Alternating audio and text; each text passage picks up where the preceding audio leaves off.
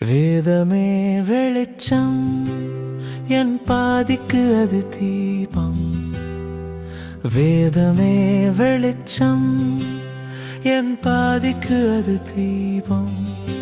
அது காட்டும் பாதையில் நித்தமும் நடந்திடுவேன். அது என்னை மகிமையில் சேர்த்திடும்.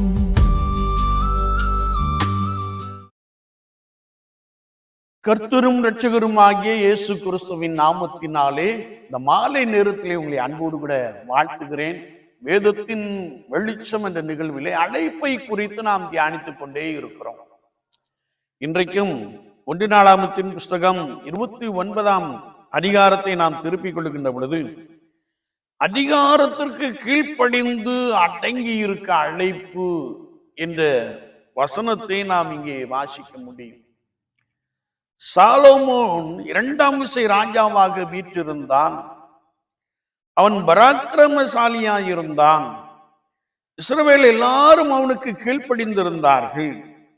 சகல பிரபுக்களும் பராக்கிரமசாலிகளும் சாலோமோனுக்கு அடங்கி இருந்தார்கள் என்று வேதம் சொல்லுகிறது. எனவே சாலோமோனுடைய காலத்திலே கர்த்தர் ஒரு பெரிய சமாதானத்தை உண்டு பண்ணியிருந்தார். சாலோமோனை கொண்டு தேவாலயத்தை கட்டுப்படியான ஒரு பெரிய பாக்கியத்தை கொடுத்தார். வேதம் சொல்லுகிறது, மேலான அதிகாரத்திற்கு கீழ்ப்படிந்திருங்கள் என்று கர்த்தருடைய வசனம் சொல்லுகிறது. அன்றாட ஜீவியத்திலே நான் அதிகாரத்திற்கு கீழ்ப்படுகிற ஒரு நபராய், அதிகாரத்திற்கு அடங்கி இருக்கிற ஒரு நபராய் காணப்பட வேண்டும் என்பதை குறித்து வசனம் மிக தெளிவாக கற்றுக் கொடுக்கிறது. என்றாலும் உங்களை ஆளுகிறவர்கள் நற்கிரியைகளுக்கு அல்ல துர்க்கிரியைகளுக்கு ஏதுவாய் இருக்கிறார்கள் என்றும் எழுதப்பட்டு இருக்கிறது. எவ்விதமான கிரியை அவர்கள் நடப்பித்தாலும் we must obey the word of God. நாம் அதிகாரம் உடையவர்களுக்கு கீழ்ப்படிய வேண்டும். எனவேதான் இயேசுவை பார்த்து கேட்ட பொழுது, உங்கள் போதகர் வரி செலுத்த மாட்டாரோ என்ற கேள்வியை கேட்ட பொழுது அவர் சொன்னார், நீ போய் தூண்டிலை போட்டு ஒரு மீனை பிடி, அந்த மீனிலே வரிப்பணம் கட்டுவதற்கான பணம் இருக்கும், உனக்கும் எனக்கும் கட்டிவிடு என்று சொல்லுகின்ற ஒரு வார்த்தையை நாம் வாசிக்க முடியும். நாம் மற்றவர்களுக்கு இடர்களா இருக்கக்கூடாது, அதிகாரத்திற்கு கீழ்ப்படிந்தவர்களாக நாம் காணப்பட வேண்டும் என்பதை குறித்து வேத வாக்கியங்கள் மிக தெளிவாக கற்றுக் கொடுக்கிறது.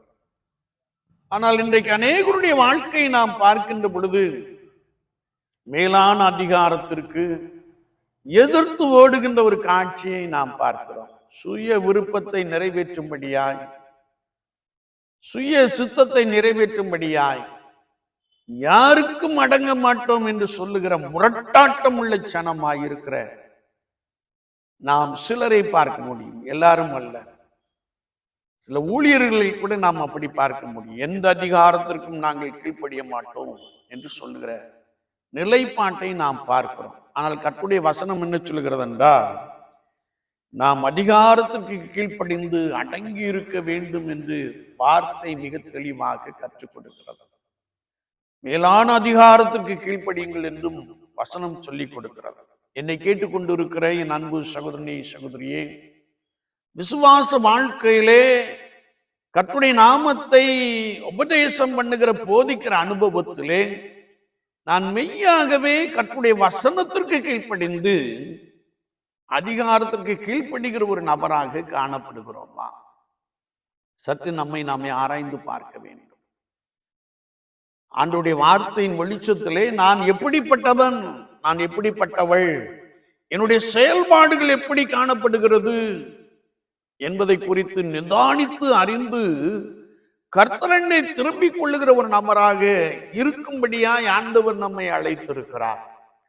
எனவே நாம் நம்மை நிதானித்து ஆராய்ந்து பார்ப்போம். வேதம் சொல்லுகிறது, நம்மை நாமே நிதானித்து ஆராய்ந்து பார்த்தால் நியாயம் தீர்க்கப்படும் என்ற வசனத்தின்படியே கர்த்தருடைய பார்வையிலே வேதத்தின் வெளிச்சத்திலே நான் செய்கிறது சரியாய் காணப்படுகிறதா, நான் அதிகாரத்திற்கு கீழ்ப்படுகிற ஒரு நபராய் காணப்படுகிறேன்னா ஆண்டவருடைய வார்த்தைக்கு அடங்குகிற ஒரு நபராய் காணப்படுகிறேனா என்பதை சற்று நிதானித்து ஆராய்ந்து பார்ப்போம். நம்மை கர்த்தருடைய சமூகத்திலே தாழ்த்தி கொள்வோம். ஆண்டவரே, நான் அதிகாரத்திற்கு கீழ்ப்படியவில்லை என்றால் ஒரு விஷயம் எனக்கு மன்னியும் என்று சொல்லி ஆண்டவருடைய சமூகத்திலே நம்மை அர்ப்பணித்து மேலான அதிகாரத்திற்கு நாம் கீழ்ப்படிந்து காணப்படுவோம். கர்த்தர் உங்களை மென்மேலும் பலப்படுத்துவார். நீ பலப்படுவாய் என்ற வார்த்தை உங்களுக்குள்ளே பலமாய் நிறைவேறும். அவர் உங்களோடு உடந்து உங்களை அழைத்த அழைப்பிலே உங்களை பலமாய் வழி நடத்திவிட போதுமானவராக இருக்கிறார். ஆண்டவர் தாமே இந்த வார்த்தைகளை கொண்டு உங்களை பலப்படுத்துவார், உங்களை வழி நடத்துவார். ஆமீன், ஆமீன்.